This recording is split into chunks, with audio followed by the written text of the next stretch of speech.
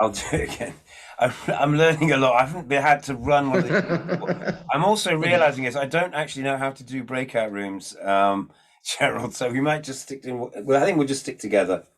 I think we just we'll have to learn how to do that better. Sure. Yeah, maybe I haven't got the right subscription or something. I'm realizing. I mean, love to have just a bit of feedback. I'd love to hear some words from you, Godfrey. Would anybody else just like to say hello and Hello. react to anything that we just gone through? Yes, hello. Are you? Yes. Yes. Yes, Bridget. Mm. Yeah.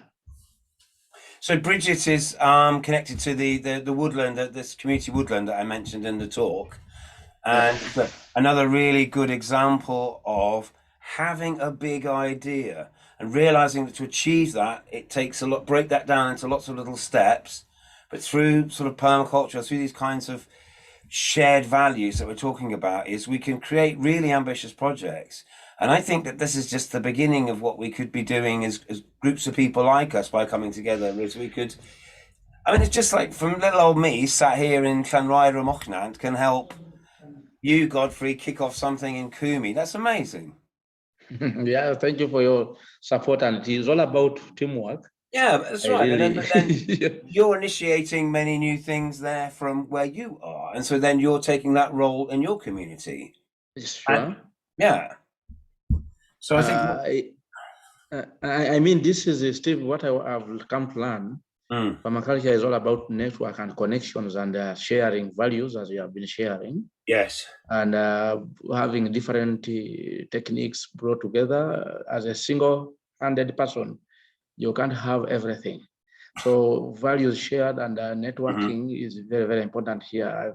I remember when we had the first ever PDC, an international PDC, which was held online. You remember last year? Mm-hmm. When I mean COVID was on its highest peak. Yes. And with your support and I mean, I couldn't believe that I would come that way, that far. And I believe the reports you have been getting from our communities. And I remember I've been following up with one of our participants who's doing great role in Ngora, that is Aluka Deborah. Yes. She's such amazing participants who is really doing good, and many more others. Mm-hmm. I really say big up to Clovis, whom I'm just seeing right now. Yes. And then where I'm just actually in the venue where we had the training, that is Happy Home. Actually, now it is changed to New Village Movement.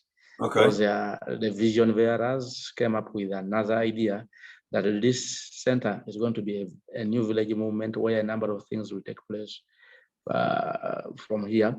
And a few things have changed a bit. Amazingly, I remember you came last year in Feb. Since you came, yes, the place has tremendously changed. We have a bioslurry gas with a little the support from Joy. I mean, you know her. Yes. And she's doing something. And we have a few, around 5 members who, and 3 who are for the team. They are taking care of the gardens. I mean, right now, it is now dry season that has struck in. So we are trying to cap up. And as you said, permaculture principles, you start slow and you use slow and steady solutions. And I mean, it is because this idea started in 2017, I remember, when I was given opportunity by Sector39 through you, maybe from Kodolia, and I will never forget what really transpired in the Malamu Center, that is in Kamuli. And I've been sharing with you, this is amazing. Generally, my background, I am a social worker I call it by profession, but I've come to realize, as I've been sharing with you a number of things, that it is high time. Permaculture does not know that you have done this, that you have done this, but as long as you understand the values, you understand the principles, and you are good to go. And you use your profession to communicate, pass out values as far as permaculture is concerned, and as far as unity is concerned, and a number of things. Climate change is becoming a threat to a number of developments. Recently in Uganda, per se, we had a lot of mudslides in Bududa this year in Mbale, Eastern Uganda, and it has become a very big challenge to the government, whereby they are failing to come up with a solution. But I hope one day, this will come to pass. Thank you. Thank you. Yeah. I wish my village would pick up on things as quick as some of the stories Steve's told me about your villages. It's always encouraging to hear the sort of good story, good news stories. That's very reinforcing.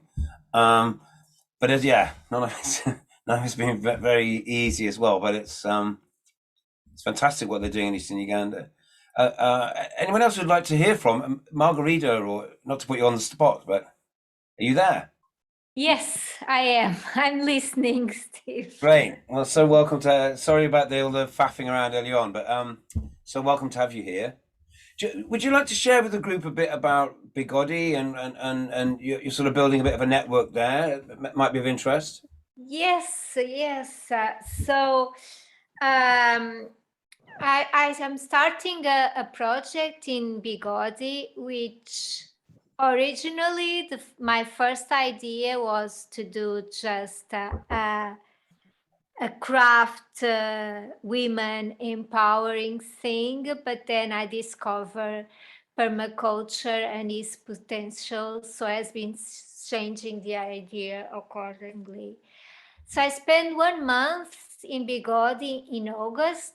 I managed to gather a group of women. We have been doing some crafts, and at the same time I've been engaging with Steve, with different people about training those women and other farmers in Bigodi on permaculture. Another idea I had was to create a permaculture demonstration site in Bigodi, which will be a win-win solution. It won't be it will be our workshop and also the demonstration site. To put it to have it so you can have a better idea of the project, I want to combine food growing with the natural fibers and natural dyes to create like a textile bioregional system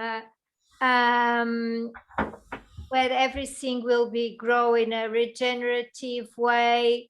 So I can actually create soil-to-soil products and at the same time be able to feed the population, and they can also what they learn there they can implement in their farms. Yeah, in a nutshell, this is the idea. So soon I'll be start raising money to train those people and to buy a piece of land. And so I will need all the help I can get, designing and then implementing the design, basically. That's great. So that's me. I wasn't clear enough. Sorry, Steve, you put me on the spot. No, sorry. So I hope I explain a bit of the project. Can I just ask a question about, are you working with an organization in Bigodi? I'm working alongside CAFRED, which is a community-based organization focused on sustainable tourism. And they're also running a regenerative farming project there.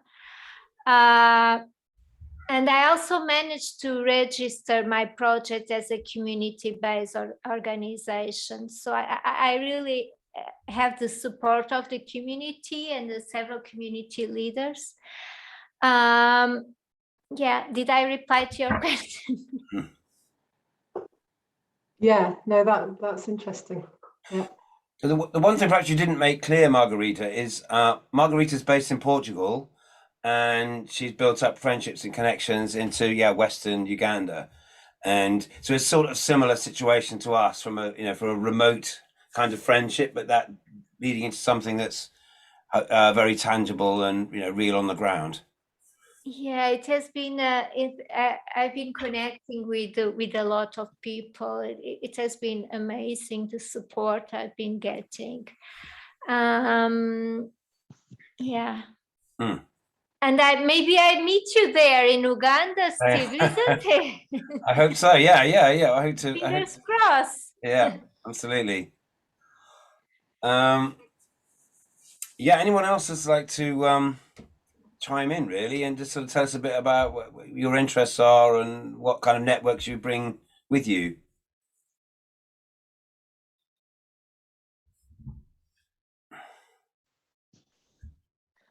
Anybody brave enough to speak out? Tell us something. Do you want me to talk about Hubcovery Africa? Yeah, thank you, Emma. Yes. Hello, I've got my hat on because I'm really cold in my house. Yeah, so I'm Emma. I work as a development support manager for Hubcovery Africa, and we are part of the Wales Africa programme, along with the grants programme, which is administered separately. And we work to support partnerships between Wales and Africa. So it's part of Welsh Government's international development programme. So the work we do is a lot about building networks, but also sort of peer learning. So we learn a lot from the groups that we work with, and we run learning events so people can share their experience and learn from each other. And we do training in monitoring and evaluation, safeguarding. We're doing a big project at the moment on power and privilege and looking about decolonizing development and sort of looking at within the Wales Africa programme at those issues. And I've been working with Sector39. I'm based in North Wales, so I met Steve a couple of years ago when I started the job. And at the moment, Sector39 are working with Hubcovery Africa we have a mentoring programme where we work with organisations one-to-one. So we've been talking about this kind of journey that Sector39 has been on, and what are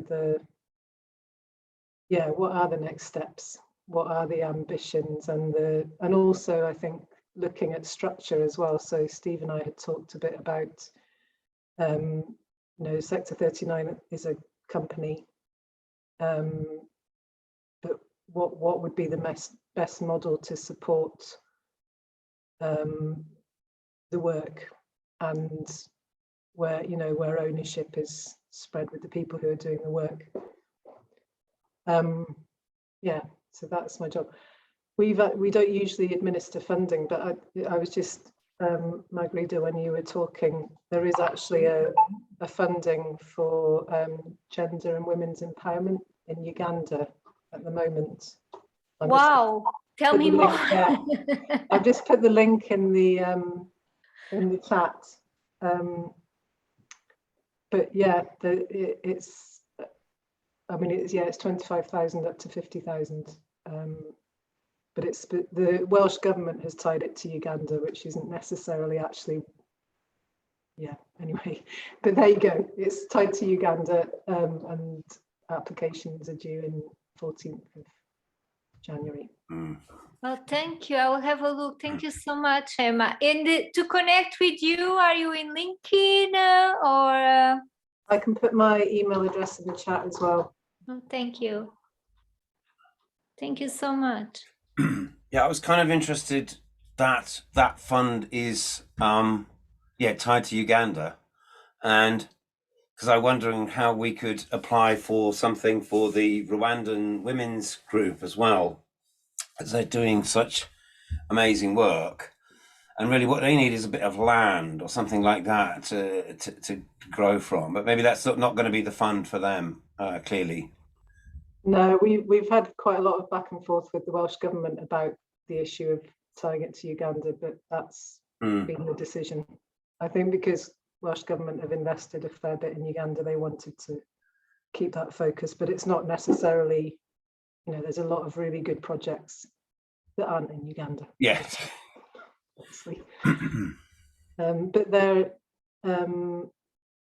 yeah, I mean, we should keep looking for other sources of funding as well. And I know we've talked a bit about this in terms of grants. Maybe grants aren't the best model for Sector 39, but you talked about other, you were talking about social enterprise then, and that idea of, I mean, in terms of sustainability and building that into how you work. Yeah. And I just wondered about that. You were talking about textiles. Oh, sorry. You were talking about, yeah, how you can use trade and enterprise and collaborative working. What we're actually running this week, something that we're doing currently, is we're running training at the Permo Africa Centre in Homa Bay, Paul Agola, and we're charging £40 a day, room and board and training, to a funder. And that generates a small surplus, which will help, you know, that process go along. So it's our first attempt to do training as an enterprise. Again, we've had to, somebody's still got to fund that, but they haven't funded us, if you like. They funded the training. So that's a little step forward.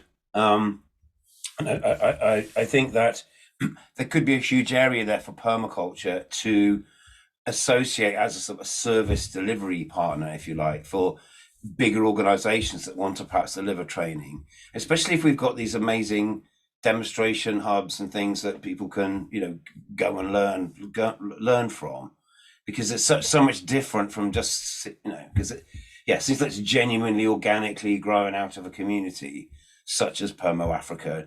And again, with the talk, I wanted to sort of show the real differences of, you know, the things that are popping up out of the network, but they're all just sort of applications of permaculture ethics and principles, but in different contexts. We're importing small batches of coffee from the Mbali Mount Elgon Coffee and Honey Co-op, and yeah, I'm realizing there's loads that I don't know about retail, but yeah. So again, just really just the first attempts really at trying to find an enterprise. Sunday, I see you have a hand up. How may we help you? Do unmute if you'd like to speak. Hello. Greetings. Greetings to everyone. My name is Sunday from Gulu in northern Uganda. I got an invitation from my friend Stella. Welcome. Then she told me about this wonderful session.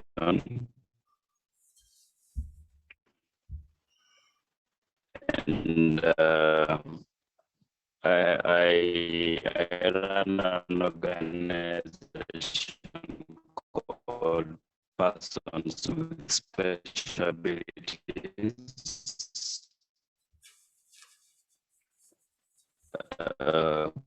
West Africa. It is an organization that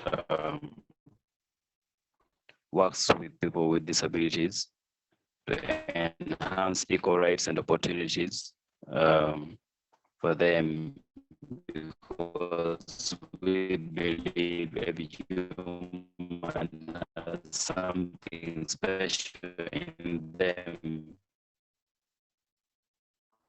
and they don't have to be judged by what they can do, but rather empowered through their areas of strength. So I feel this moment is a blessing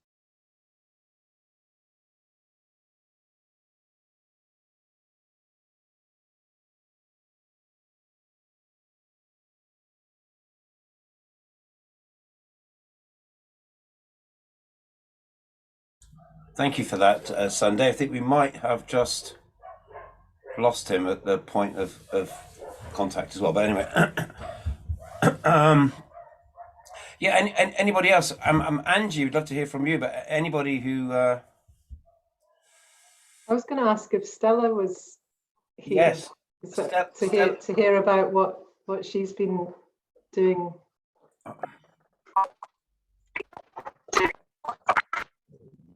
Oh, hi. Hello.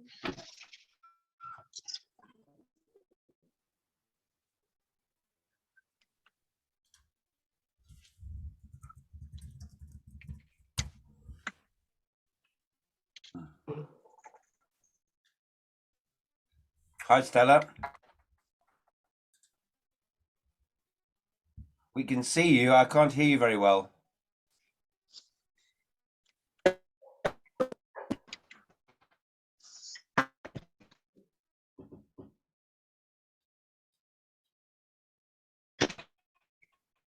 Oh, frustrating.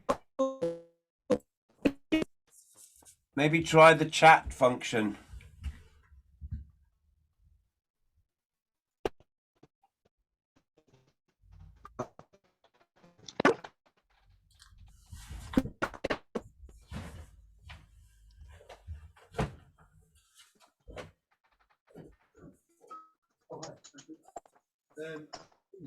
Yeah, sure.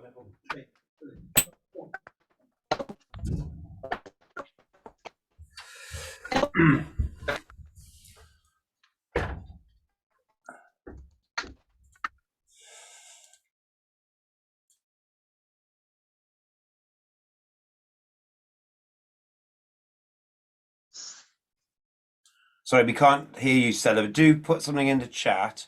And I see Liz has a hand up. Liz, we'd love to hear from you. Hello, can you hear me all right? Yes. Okay.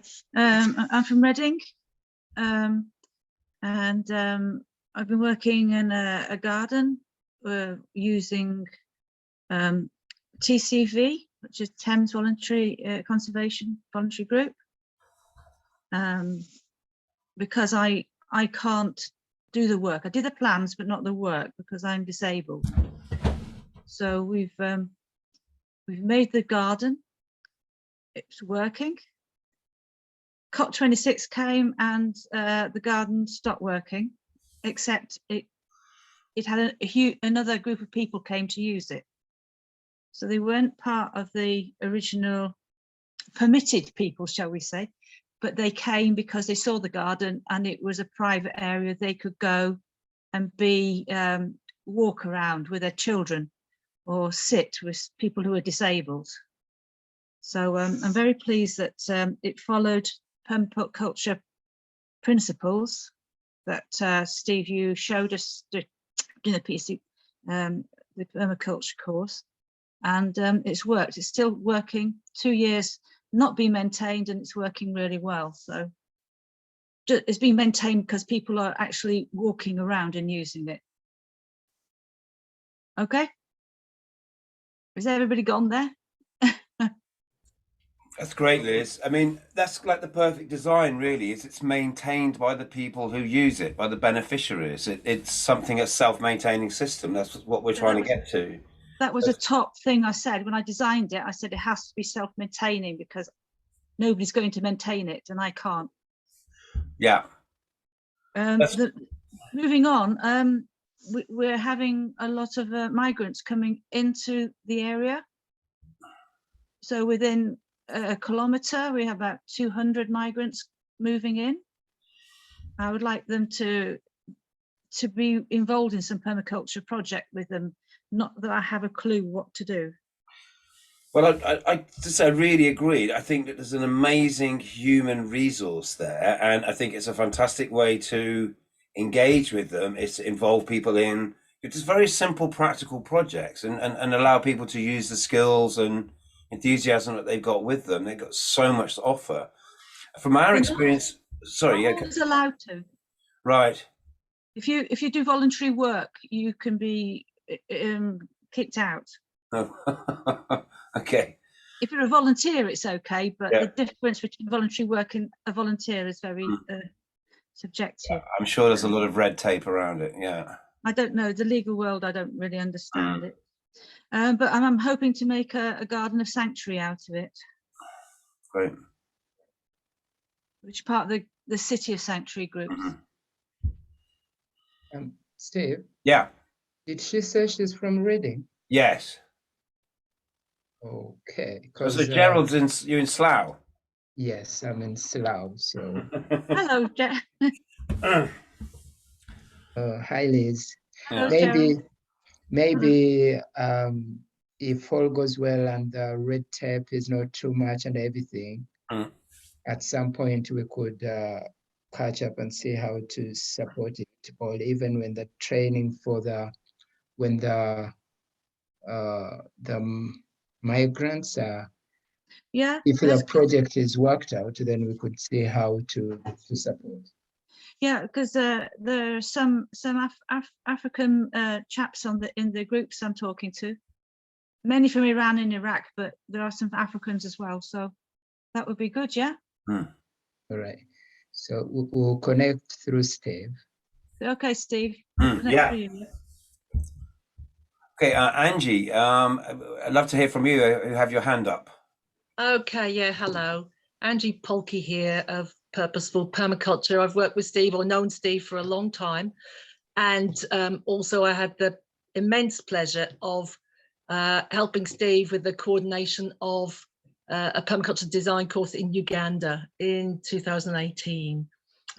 Since then, I've been working a bit online with refugees in Kakuma refugee camp in North Kenya. I've never been there, but I know people who have, and the refugees themselves are constantly informing me. So that's my background. And I just wanted to perhaps take it to a different level, because I'm not on the ground there, as many of you here today are. Is when I was at the COP26 coalition, which on the Fringe at Glasgow. And there were many people there from indigenous cultures and obviously Africans, etc. And there was tremendous concern about this term net zero, and how governments and corporations might be using that to actually create even more problems, particularly for local people, for indigenous people, but really for all of us, if they are using it in a misguided way.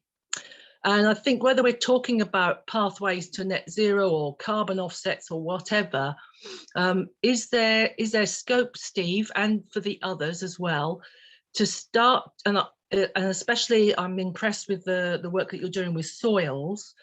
Not is there scope, how can we create viable alternatives that actually can credit permaculture design systems for real, genuine improvements in many different benefits, but of course carbon and biodiversity are some of the key ones. Because otherwise we may see, and we're already seeing it in Wales where I live, we're seeing land grabs. We're seeing farms being bought up by external companies that want to plant trees for carbon offsetting for some company way off somewhere else, so that they don't have to reduce their emissions or change their operations. So I'm very, very concerned about that, and whether we can up the game with permaculture to make it, a really, really viable, if not the genuine alternative. Thank you. Yeah, that's a really super question, Angie, and really hits on it. So, I mean, the first thing that it says in the Paris Agreement is we have to eliminate emissions as drastically and radically as we can. So anything that's an apologizing to carry on polluting, obviously we have to be very, very suspicious of.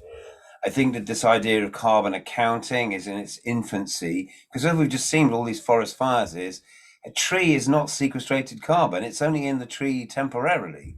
It's only really fully sequestrated when it's deep in the ground and part of the sort of structure of the soil again. And that's something much longer term. And I think something else that permaculture brings to this, which is such a key point, and Angie, is it has to have a social benefit and social inclusion and interactions, not just corporations, monoculture, planting trees and calling that, thinking that that's sequestration. It clearly isn't. So I think there's so much that I think that we have to sort of insist on and to offer and to create models of, which, things which hit many benefits and not just trying to do one thing. I've got Ali. Do you want to? I'm going to. Thanks, Steve. Thank you.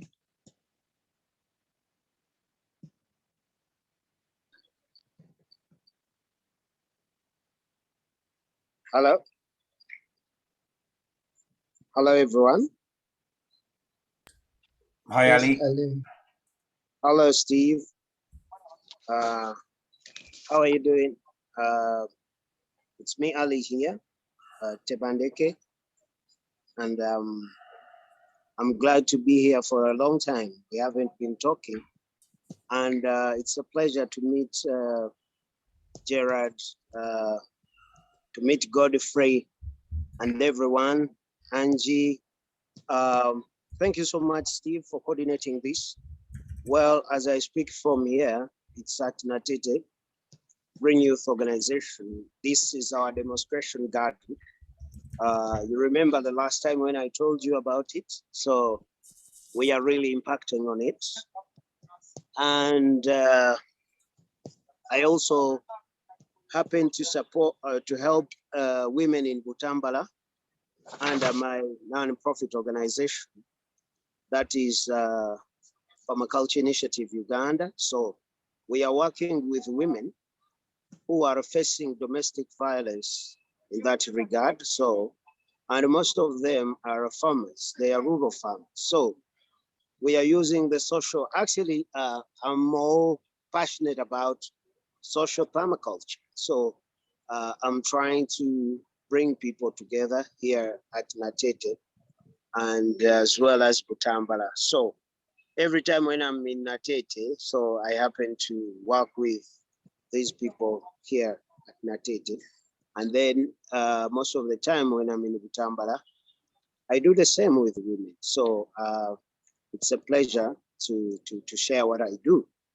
And actually, one of the key things that I found out with permaculture could be the way forward because it has got those holistic approaches and it has got those real solutions. Only that if we find networks, number two, if we could educate our people, because in Global South, we are the most affected people with pollution, but at the same time, it's a global catastrophe, pollution. But the most important thing is to educate people. That's the way how I see permaculture could be relevant and to instill into people's mind so that we could see the world in a different ways using the permaculture principles and ethics. Educating people is the only way out. If people are not informed, if the knowledge is not shared, then with no way how we can really reduce the emissions unless we learn how to educate people and share knowledge and then also networks at the same time. Though this cannot be achieved, but also other elements must be put in use, especially with funding, as you've already mentioned about it, Steve, that funding is also another crucial part of it, especially here in Africa. Our permaculture context is being understood in a different way compared to Western countries. So educating and informing people is the only way out. Sharing of knowledge is the only way out. Building resilient networks, it is another good move. So thanks to you, Steve, and everyone. Thank you so much.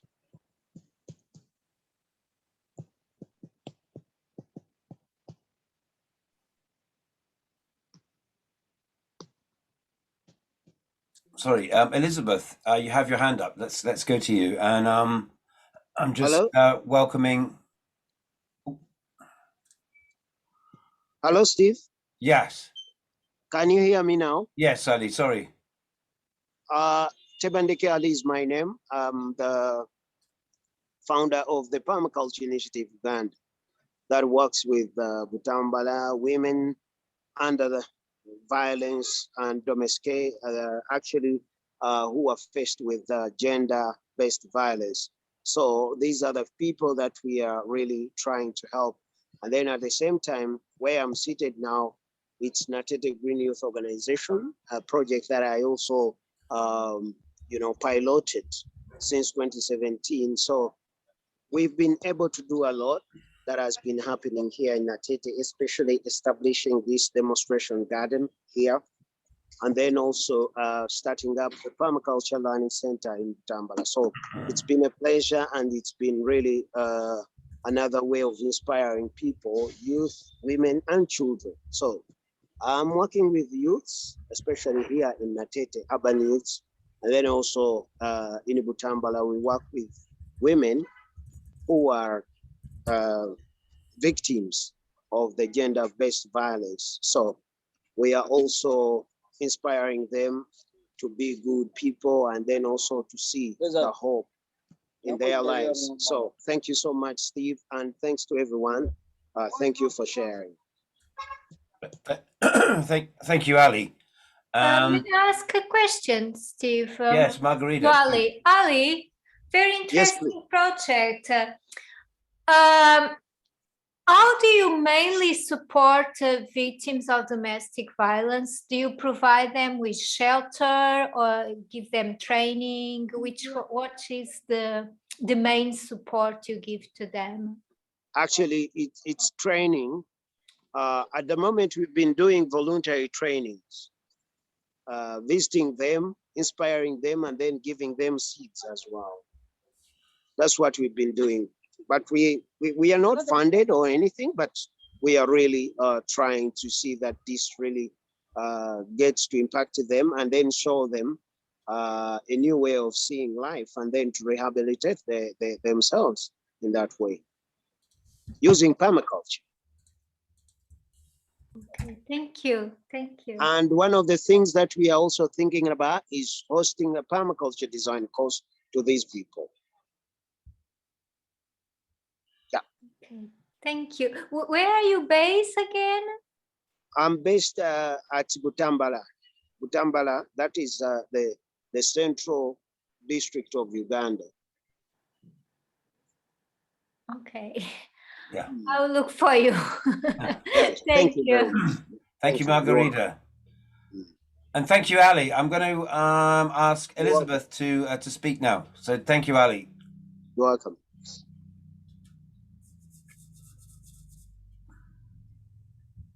I'll just put my hand down.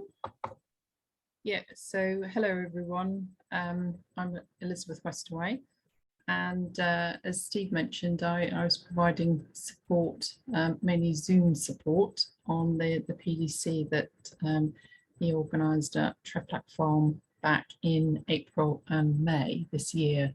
Seems like a long time ago. So first of all, I just wanted, so I'm actually co-founder and director of Growing Real Food for Nutrition, which is a social enterprise. It was registered last year, July 2020, and it's all about learning how to grow, measure and promote the benefits of nutrient-dense food for better citizen and planetary health.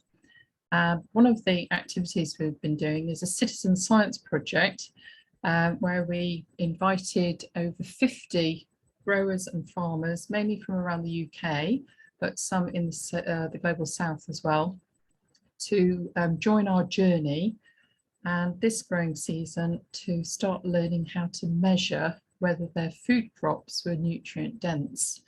And that's with using this little device here, which is a Brix refractometer.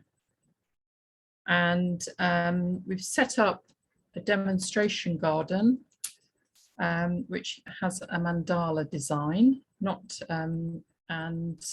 that is trialing 3 different growing practices.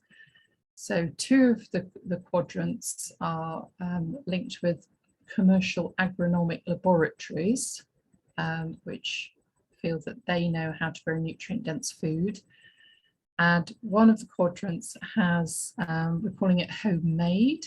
So it's got biochar that was fungally inoculated and then mixed in a mulch and applied to the ground. And the 4th quadrant is just a control. So the same vegetables have been planted in these 4 areas of the demonstration garden, which up until a year ago was actually a flower garden. So it's in 1st year of conversion. So we don't expect to be growing nutrient-dense food at all, but that is the plan, that we will be learning how to grow nutrient-dense food. So yeah, I had invited Steve and Sector39 to join Growing Real Food for Nutrition, we call it Griffin, on this journey. And that's how he very enthusiastically set about developing and designing and developing the Mandala Garden at Treflack Farm. So that's really impressive. And then doing his experiments on no dig versus dig, and using biochar versus no biochar. So it'd be really interesting to find out if Steve knows how to, well, you know, if the land there responds and produces crops which are highly nutrient dense foods. That's really exciting. So I'm very keen on the use of food as medicine as well. And I'll put it in the chat shortly about a recent study that's been published showing that traditional varieties of vegetables, like root vegetables and brassicas, have more health-giving properties in them. They're called phytochemicals, phytonutrients. And the study involves type 2 diabetics who ate a diet largely of these old varieties, traditional varieties of root vegetables and brassicas. Another group of type 2 diabetics were eating a diet of root vegetables and brassicas, which were modern varieties. So they were sweeter tasting. The traditional varieties were sort of strong and bitter tasting. And what the study found was that the older varieties, so those strong and bitter tasting root vegetables and cabbages, they actually, in many cases, reversed the type 2 diabetes. So the patients didn't have the disease anymore. And that's the potential power of medicine, you know, of food as medicine. So it's about the right varieties which have these phytochemicals in them and grown in the right way in using regenerative growing practices which improve the quantity and biodiversity of soil microorganisms. So there is so much potential for permaculture and permaculturalists in using the ecological principles and practices to be growing nutrient-dense food, which is not only benefiting soil health, plant health, animal health, it's going to be benefiting people and planet as well. So I'll put that study in the chat in a bit, but I've also just put in the chat another study here that has just been circulated on Twitter today, and it's actually showing the direct evidence for the role of microbial community, so it's microbes in the formation of soil organic matter. And again, this is what we do in permaculture. So it's saying fungi may be crucial to storing carbon in soil as the earth warms. So again, permaculture, permaculturalists are really set there in a very strong position to be offering potential approaches that can be improving, the trajectory, well, changing the trajectory of this climate emergency. So yeah, Steve, thank you very much for the opportunity of speaking. Thank you, Elizabeth. You're really, really welcome, and it's fascinating. Yeah, the journey you're on, and this story, and this realization that these nutrient-dense food, these plants, once the nutrient density gets high enough, once the sap is syrupy enough, it repels pests. The pests actually become candid, and they turn into little jelly babies, and because it's too much sugar and they can't digest it. So plants with a high Brix value are resistant to pest attack. And this is like, so okay, so this is the insights here into long-term soil fertility, carbon sequestration, and the avoidance of using pesticides, and really begin to understand that this is all underpinned really by the biochemistry of the soil. So this is all like really, really interesting, and unlocking this and being able to sort of measure it with what we're doing with Elizabeth. So that's really fantastic. So thank you very much, Elizabeth. And Emma, I shall pass to you. Oh yeah, sorry. I put that was really interesting. Well, actually, two questions. One, I wondered about research, like links with universities, and that's one really interesting study. And I know, Steve, you're also linking with Dundee on this other piece of work. But is that something that has potential to grow, and something that you could, your partners in Africa could be potentially involved in those sorts of things? That's exactly what I'm thinking, really. And what we're trying to imagine, I don't know, our Permaculture Academy is just a network made up of its constituent parts. And a part of that is at Trevlac. We can do the soil experiment, and then we can mirror the inspiration and the ideas from that to Godfrey, to Ali, to our other friends and colleagues there, who can begin to apply that, and especially if it's getting us better, better results. We're getting actually better food as a result. It's super exciting, and I'm very keen to roll that out. I see Elizabeth has a hand up. I think she wants to let her come back to you as well, Emma.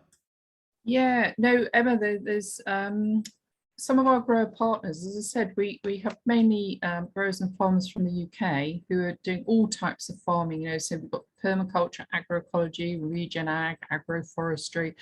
We've got a hydroponics person, just to see what's going on there. And the three main global south grower partners we've got Zachary Barton in Nepal, who's really fired up about this, and his 5-year plan is to ensure that he is growing high quality nutrient dense food out of his farms in Nepal. We're also linked to Vijay Talam Kumar, who is an eminent retired professor in Andhra Pradesh, India, who's been charged with advising the government there in converting 6 million smallholder farmers to zero budget natural farming, which is very similar to permaculture, to reduce farmer suicides and also reduce the negative effects of the green revolution, which has just effectively made the soil toxic. And we're also linked with a South African farmer, Wayne, who was on the Permaculture Design Certificate course, the PDC course that Steve did at Traflac Farm. And Wayne is getting very good nutrient density values for his crops. Now that's probably a bit frustrating for our other grower partners, because some of them are blaming the tool, the little refractometer, saying, oh, it probably isn't working properly. But he is getting good and excellent values for his crops. And, the difference there is that he's been really working with nature, working with the soil for a number of years now to improve, the soil microbiome and get that fantastic symbiotic relationship going between the microorganisms and the rhizosphere of the root. So showing it is possible to grow nutrient dense food. So thanks, Steve. Say at Trevlac, we are noticing a difference every week between the 4 quadrants, between the 4 tests. and it's sort of consistent. It's very interesting. Sunday, I would love to hear back from you. Welcome, my friend.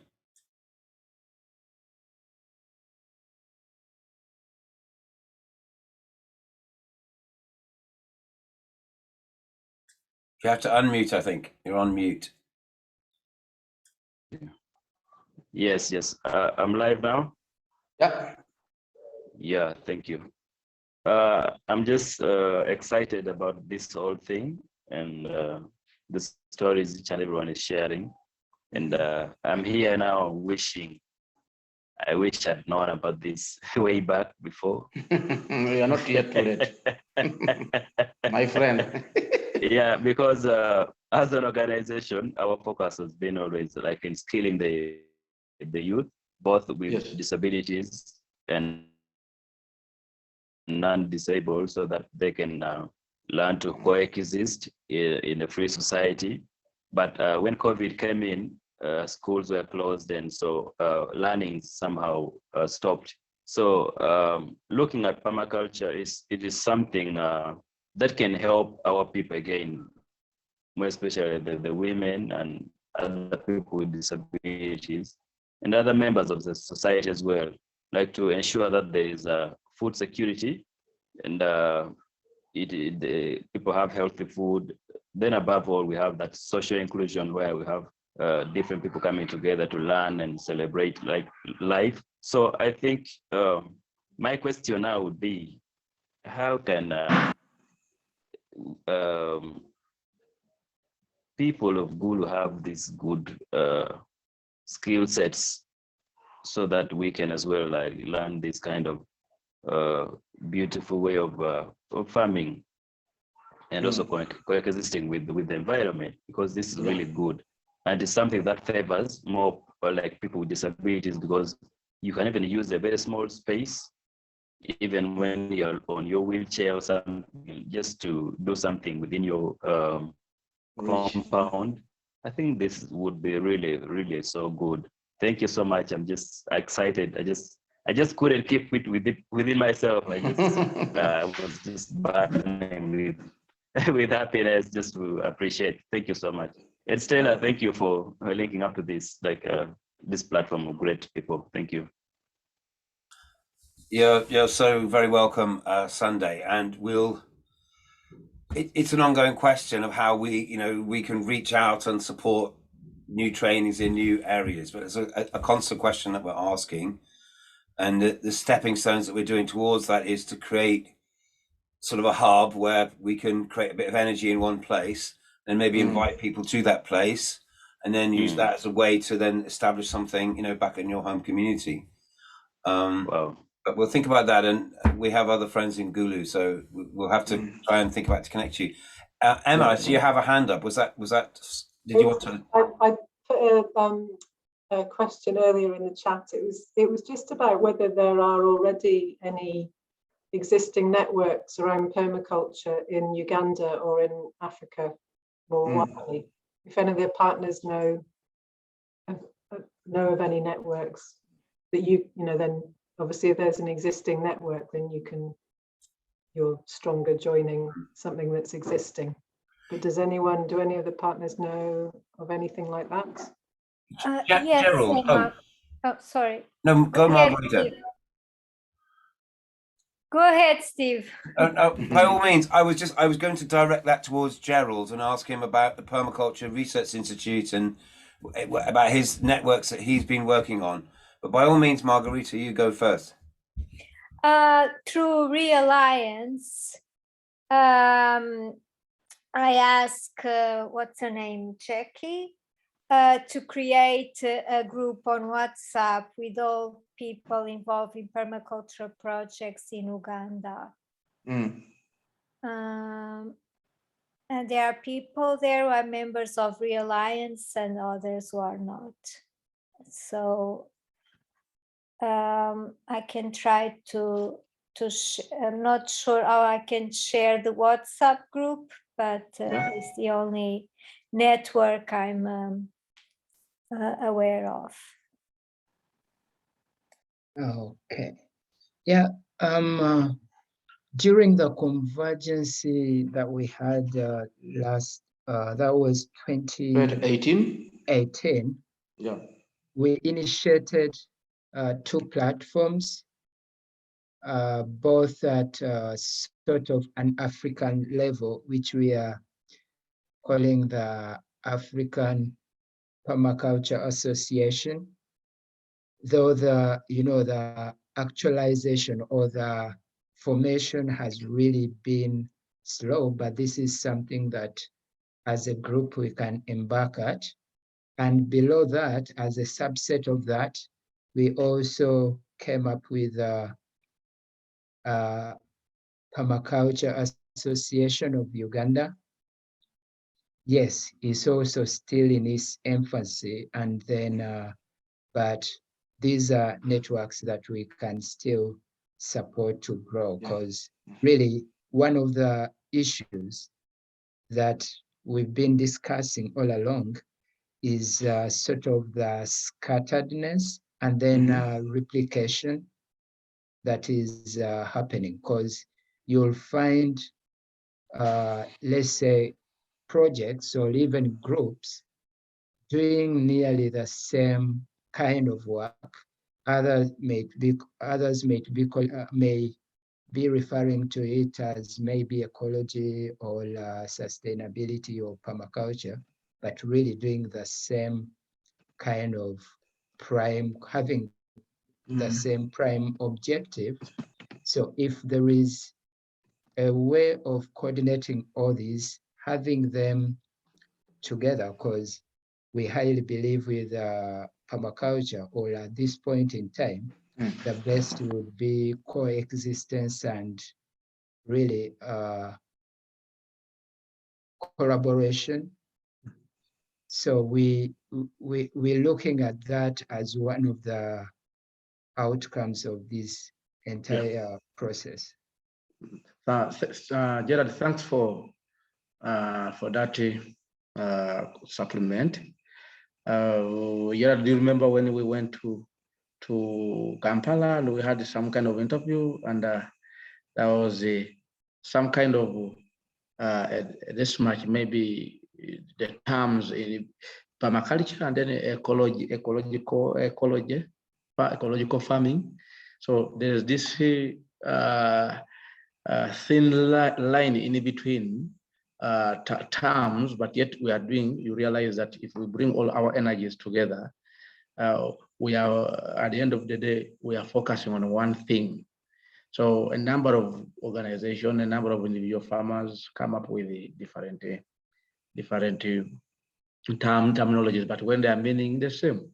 So Gerard, thank you very much. I remember before you went to Canada for your studies, we really had started embarking on that journey, whereby you visited us in Eastern Uganda Permaculture Organization, that is the UPO, believing that it is all about having an apex umbrella, which is the African Permaculture Association, now trickling down the roots to different probably regions according to the countries, which I believe it can really yield a lot of results. And if we put our energies together with the networks, which I'm grateful of, Steve, which you are putting now before us, I believe it will really be good.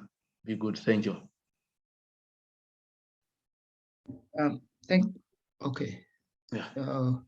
Yeah, thanks a lot. One of the other bit we really thought about as we discussed this was in terms of information dissemination.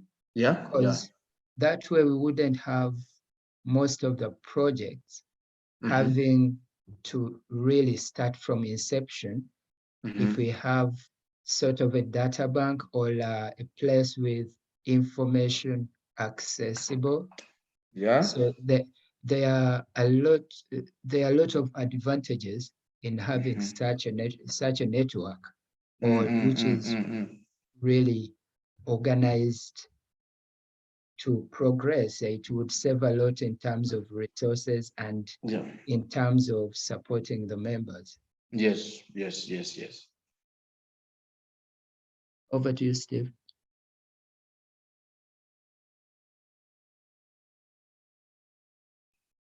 Still there? So I'm muted, sorry. Yeah.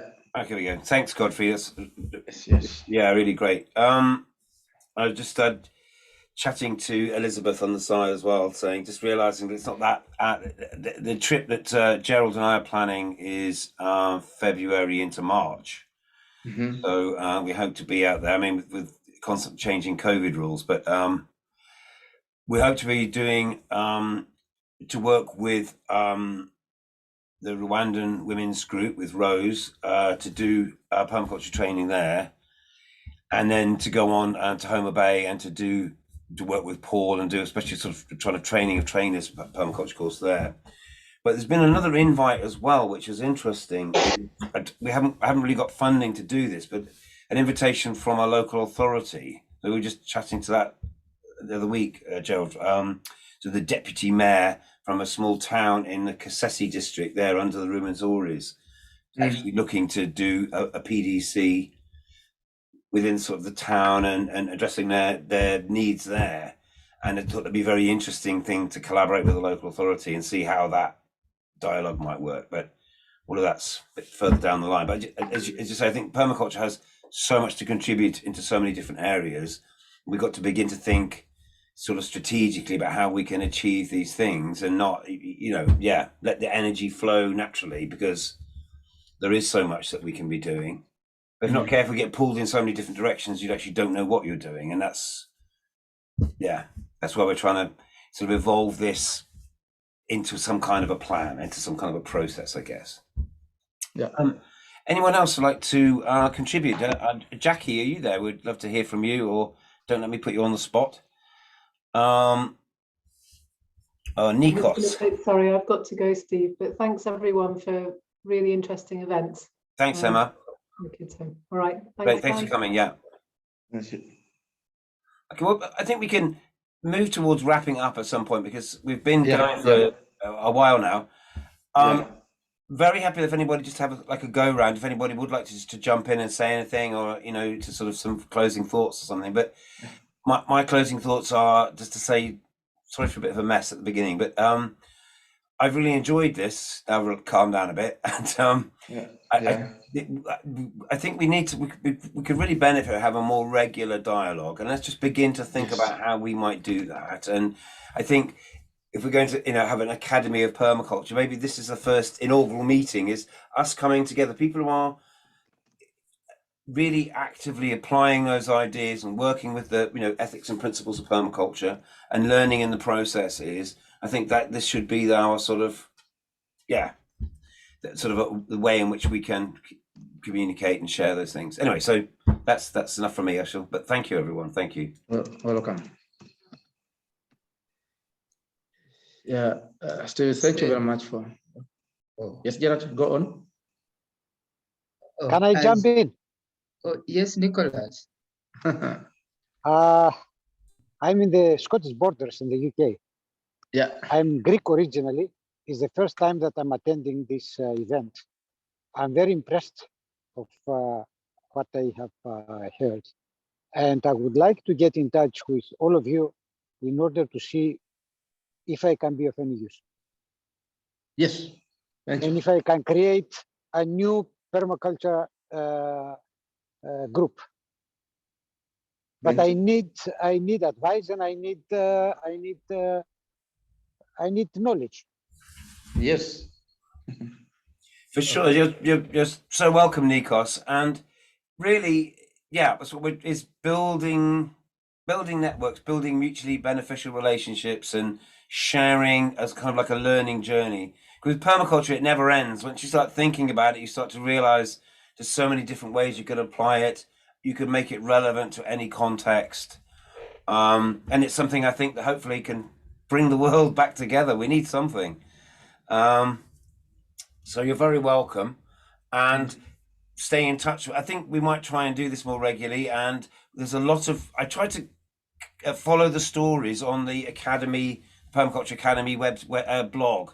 It's just to sort of tell the story of all these different projects. So use that as a starting point, but you're very welcome to, if ever you're in Wales, come and visit Trevlock Farm, and you'll find a way in. You're welcome. I would love to. Is it possible to have any contact details? Can you put on the chat any contact details? Yeah, sure, absolutely. Or do you want me to leave my email address so you can contact me? Yeah. And I'll do the same. You can contact us through the website. I'll put that there now.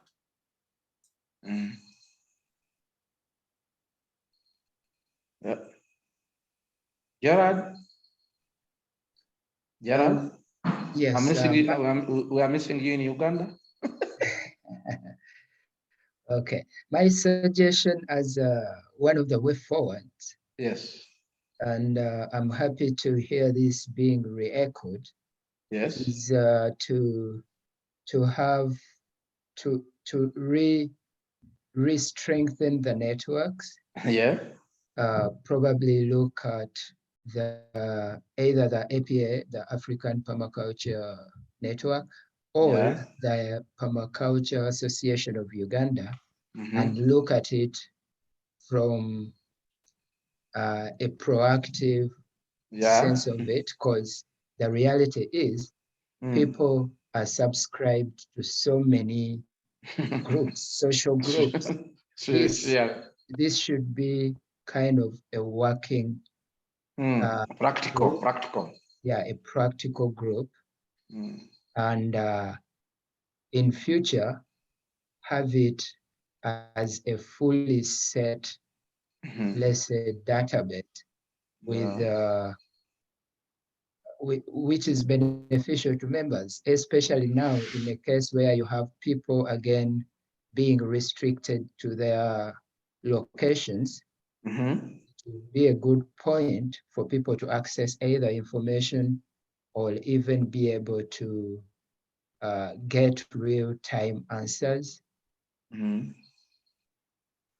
communications. So I think in the background, we could look at discussing all that. Yeah, so definitely, yeah. Yeah, thank you very much, Steve. Thank you, Gerard. Gerard, for that wonderful support. Margarita. Yes, Steve, just a suggestion before I have to go now, a quick suggestion. I think we could focus on more practical things, practical help. How can we actually support in practical terms each other? Sure. Because I've been, as you say, part of many groups, many discussions, but then when it comes to practicability, it doesn't work. So it's just a suggestion. Maybe if we have these meetings, let's say every month, focus a team or I don't know, find a way where we can actually support each other. Yeah, thank you very much, Margarita, for that. Maybe this goes to Steve Jones. We are really, for one, on behalf of Eastern Uganda Permaculture Organization. It is that I didn't talk about it in details, but Steve, you know the background of Eastern Uganda Permaculture Organization. Where are you based? Yes, we are, as we said, we are in Eastern Uganda. Probably this was a couple of students, actually Steve Jones students, who got training at PDC in 2016, 2017, and 2018. Okay, but which place, which city, which village are you at based? We are based in Kumi. Kumi district is one of the in the north. No, eastern, far eastern. Yeah, Kumi. Okay, I have to check the map. Yeah, we might be close and we don't know. Yeah, sure. We are a registered CBO where we said we need to bring our synergies together, and we ensure that we scale down the knowledge we are acquired to that level, to the grassroots, working with the youth, working with the women, working with the local governments. Actually, we had the very first international PDC, African, supported by Architectons Trust through Sector39, and we did it. It was a little bit tricky because it was amidst the pandemic. That is last year, around September. But we're grateful for, especially let me take this opportunity to thank Steve Jones, thank Architectons Trust, the funders, who really enabled this to occur. But we are there. This year we have a number of plans next year actually to kickstart. The schools now are reopening. We hope that we are going to start school permaculture projects, clubs, whereby we need, if we can share with school authorities, and we see that the younger generation can come up and if they can be incorporated, integrate the permaculture knowledge in schools. And with children, it is amazing to see younger ones playing with the soil, nature, and really practically putting in practice what they study. Thank you. Okay, thank you. Thank you so much, Steve. Thank you, everyone. Thank you, Hope Margarita. to keep in touch. I have to go please. now. Thank you. Bye. Thank you. Bye. I think it'd be really interesting to use this forum to maybe each time we meet to talk about a particular project in a bit more depth and give someone a chance to, share their experience, what they think they're learning from it. So that, like Margarita was saying, it can be much more practical. So we need to learn from each other, but we also need to build case studies and share the knowledge of those case studies. Because for sure. At the heart of the Academy idea, demonstrate, educate, replicate. People see it, they're inspired, they ask questions, and then you give them the ability to do it themselves. Clovis, please do jump in. I see you got your hand up. You're welcome. Actually, thank you, Steve Johnson. Thank you. I think you have Gerard around. I've seen Nicholas, Emma, Godfrey, Ali, and all. So it's really a pleasure to be invited on this Zoom meeting. I think this may be I don't know if it's the first one. Are you and sure? Steve give us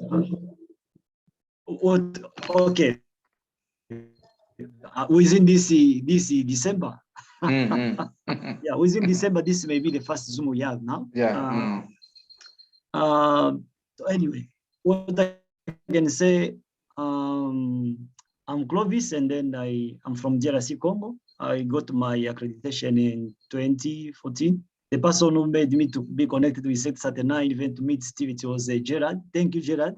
I remember when you conduct the conference, the East African one. Then we came together, and I was supporting fellow refugee in the refugee camp settlement.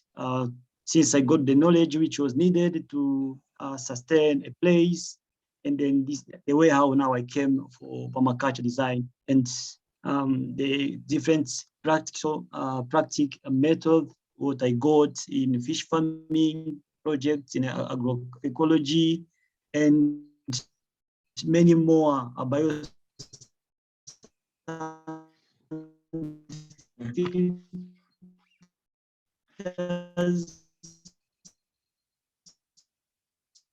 so I try to support my fellow refugee in the camp, and until I have been in Kenya recently and give us some tasks to do. So really, this is the way how we can keep learning, and I think it was really a great time.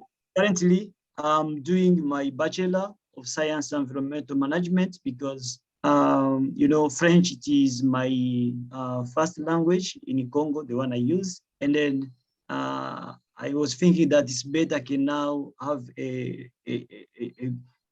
academic English. This was even the reason why I decided to go back to university so I can get my bachelor and then have more knowledge. So I'm so happy. I didn't like to just leave the Zoom without I introduce myself, and then what I'm doing currently Thank you, everyone.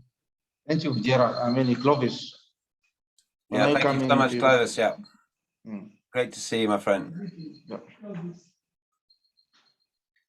Yeah. Okay. Well, I'll just come. So, okay, so I think everyone's had a chance to say who wanted to say, and yeah, just thanks again for being part of this. And I think maybe this is something we're obviously going to learn from, and maybe we could do it a bit more regularly and talk specifically about our own project experiences. I think that's because there's such a wealth of experience between us all, and I happen to know that a lot of us are engaged in, really interesting ongoing things. So lovely to see you there, Bridget, and really appreciate and wonderful to be part of your project as well. So really exciting. Early days, a long way to go. Yeah. Okay. Yeah. So, Steve. Yeah. Before you close off, as maybe some of the way forward, it appears members are suggesting that we have this more periodical and if possible at an interval such as maybe monthly or so probably we could look at that and also looking at more on the networking, the viable or practical networking side. Yeah. Yes. Yeah, Steve, thank you very much, Gerard. Steve, I think it would really apply in such a way that if there will be that periodical work plan whereby we know probably that such and such a time, maybe at the end of every month, such and such a day, at such and such a time, probably we have this kind of forum, and we'll really be glad really to keep in touch through that arrangement. Yeah, I think you're right. I think that would be very valuable. I think, yeah, we could kind of invite someone to sort of, to present some stuff at the beginning, to start us off, and then we can all talk about what we've been doing, and And actually, it will be a kind of a reporting presentation format, like you are doing, being in touch, and it could be one source of feedback, sincerely to share, and probably to create opportunity to see network of probably somebody may need information from one person, and we create that linkage and a database towards all. Thank you. Webale. Thank you. Thank you. Hey, Alama Noi. By the Steve Jones. Yeah. Hello. Unfortunately, I didn't share with you that your friend got an accident, Joy. Oh. She got an accident on 31st of October. It was some kind of a fatal accident, but we thank God she didn't sustain much injury, but as we speak, she went back to Korea for further medication. Currently, we are in here at IDI, New Village Movement Center, no longer happy home. no longer happy. Well, sorry to hear about Joy. To send my regards. Gosh. Yeah, I think she was kind of busy. But the project I shared with you, what we are doing, we are implementing, and we are developing a cooperative and of farmers. We are so far having 600 farmers who are really trying to impact knowledge on the number of enterprises, and we had a good agronomic practice trainings, working hand in hand with the local government and agricultural departments, whereby we share knowledge and they come and train. The approach we are having, we have learning centers in each and every village, and we're installing this solar system whereby we upload information for the local farmers to come and share, and we have developed this ecological land use management learning center, whereby we intend to have a community garden at different villages, whereby we are introducing this approach of having one center, maybe one garden, one say an acre, shared by 20 local farmers, and now have this approach of permaculture, whereby they practice, they come and learn from there.